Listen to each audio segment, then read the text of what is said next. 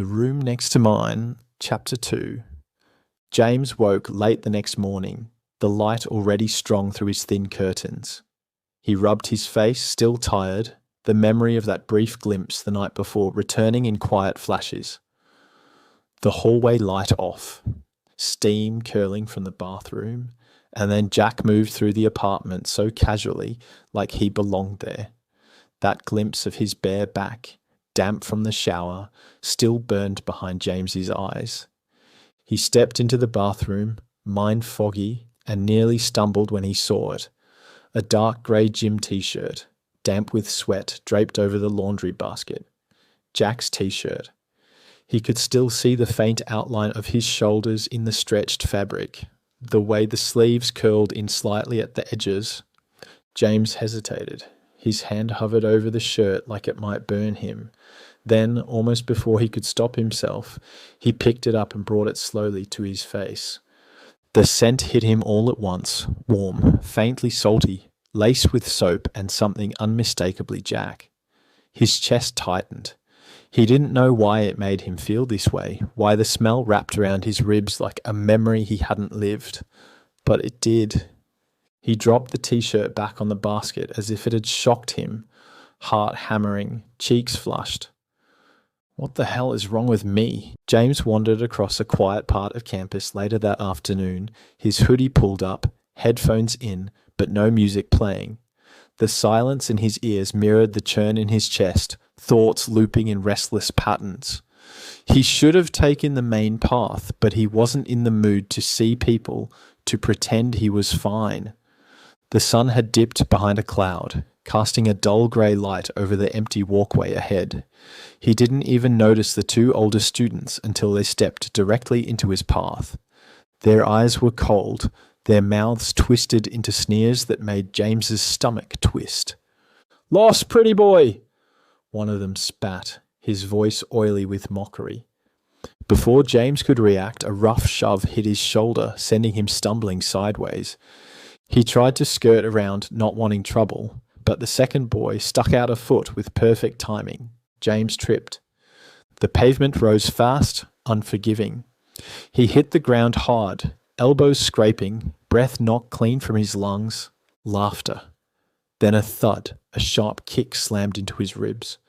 Pain burst through his side like fire. He curled instinctively, gasping. "Think you're better than us?" the first one growled, standing over him. "You think you're too good to talk to anyone?" Another foot lifted. James flinched. He didn't know what hurt more, the impact or the fact that no one was around to stop it. And then a voice rang out, sharp, clear, close. "Hey!" They all turned. Jack stood a few meters away, eyes blazing, shoulders squared.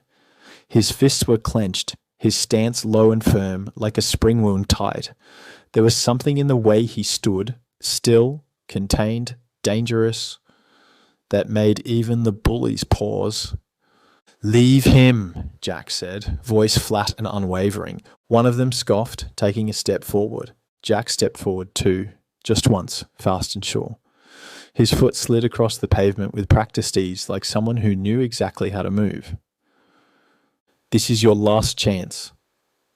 Something in his tone made them hesitate. They exchanged a glance, unsure now. Then one of them muttered, "He's not worth it," and shoved the other back. They disappeared into the bushes without another word. Jack's eyes dropped instantly to the boy curled on the ground. He crouched beside him, voice softer now. "Hey, can you hear me?" The boy blinked, gasping through the pain, ribs tight. His head tilted slightly, eyes unfocused but trying to lock on. Jack waited. A shaky breath escaped. "Help!" Jack nodded once, his jaw tight. "You're okay. I've got you."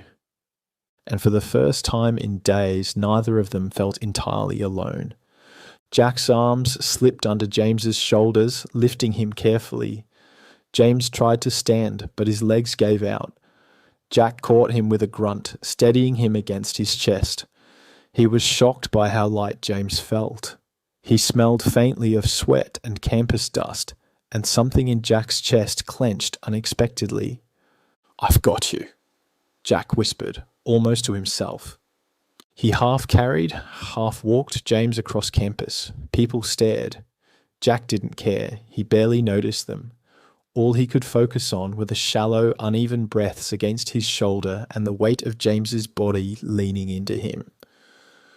By the time they reached their apartment building, Jack was out of breath and his shirt clung to his back. He fumbled with the keys, heart racing as a strange protective urgency took hold. He guided James inside, closing the door softly behind them. Jack lowered him gently onto the couch, hands lingering a moment longer than they needed to. The familiar scent of the apartment hit him. Cheap detergent, cooking oil, and something else now. Them. Their shared life, colliding. James's head lolled back.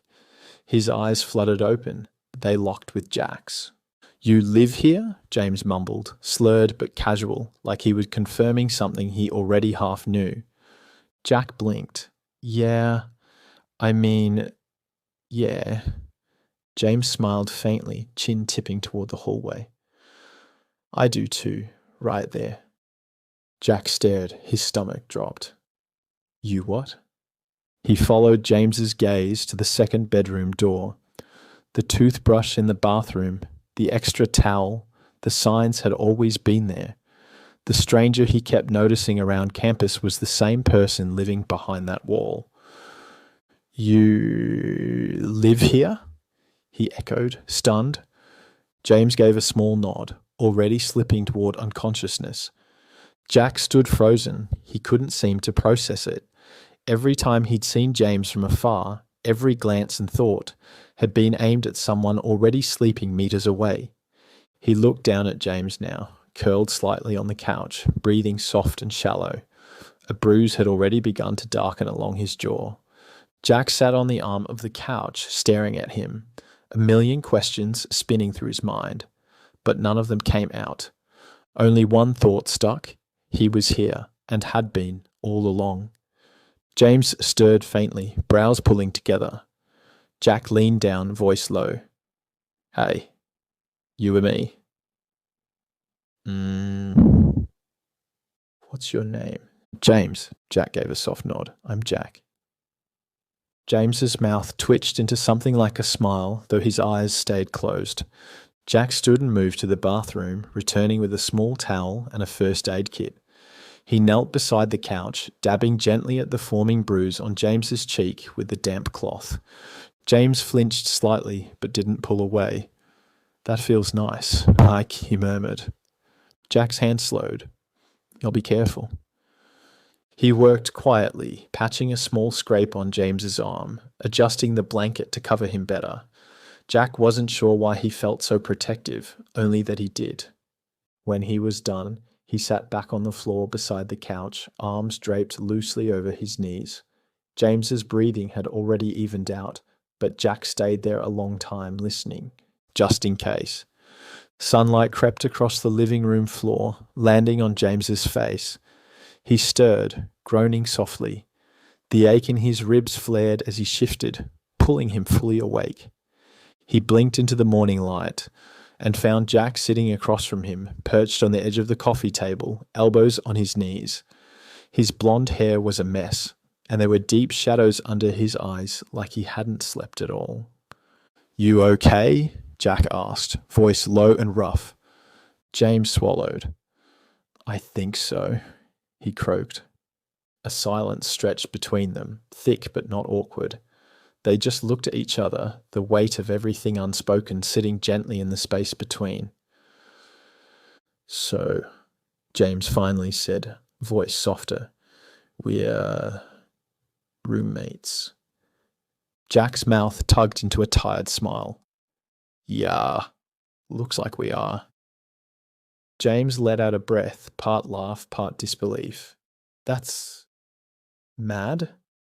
Jack nodded, still watching him. "Kind of explains a lot, though." James pushed himself up with a wince. His whole body ached, but somehow the pain made it feel more real, like everything that happened yesterday actually happened.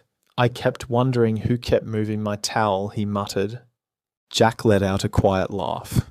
You kept using my coffee mug? James raised an eyebrow. Oh, that was yours? Yeah. A beat passed. Then they both smiled. Real smiles, even if a little weary. Jack stood and held out a hand. Come on, I'll make you coffee. You look like you need it. James took his hand without hesitation. The moment their fingers touched, something shifted. A soft jolt, almost too subtle to name, but it lingered. As Jack helped him to his feet and led the way to the kitchen, James couldn't stop the warmth blooming in his chest.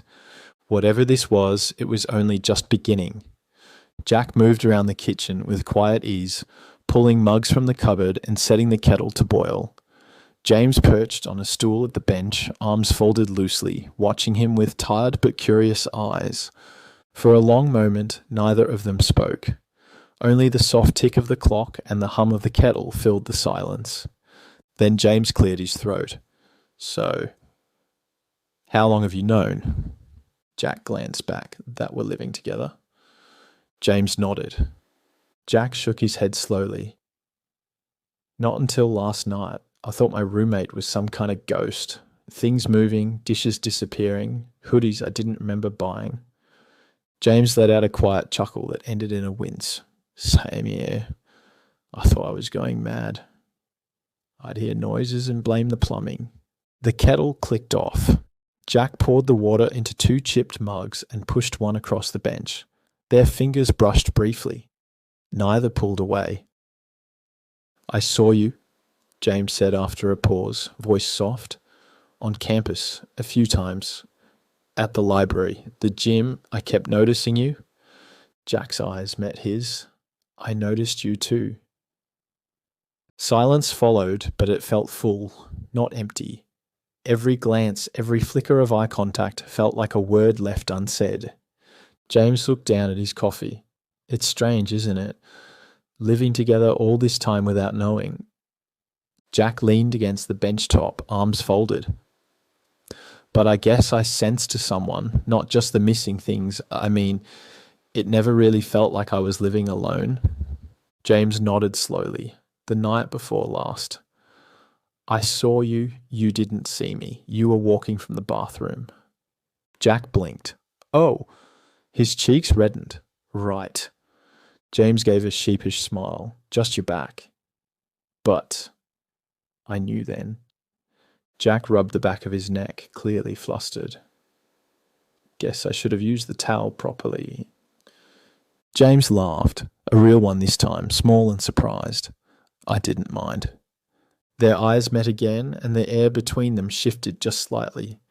Jack looked away first, trying to suppress the colour rising in his cheeks. So, now what? James shrugged. Coffee, for starters. Jack smiled. Yeah, coffee. They sipped quietly for a moment, but something had changed. The silence no longer felt accidental. It felt shared. And for the first time since moving in, it felt like they were exactly where they were meant to be. The morning light streamed through the kitchen window, catching dust motes in the air. Jack and James stood close, finishing their coffees. The space between them felt charged, not with words, but with all the things they weren't ready to say. James cleared his throat. Hey, thanks for helping me yesterday. Jack's fingers drummed lightly against his mug. Would have done it for anyone, he mumbled, though his tone betrayed something more. James gave a soft breath of laughter. Yeah, but you didn't do it for anyone. You did it for me. Their eyes met. Jack's gaze was steady, but his shoulders shifted slightly, like he didn't quite know what to do with the weight of James's words. I don't really get people, James admitted. The city, all of it. But when I'm around you, it feels easier, like I'm not completely out of place. Jack gave the smallest nod, something unreadable flickering behind his eyes. You make it easier too.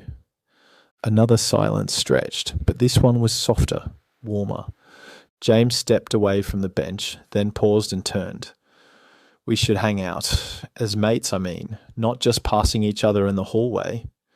Jack's lip quirked, the ghost of a smile. Yeah, I'd like that. They lingered a second longer before the moment slipped away, both of them retreating to the comforting distance of routine, but the air between them had changed. Not louder, just closer. By early evening, Jack returned from classes.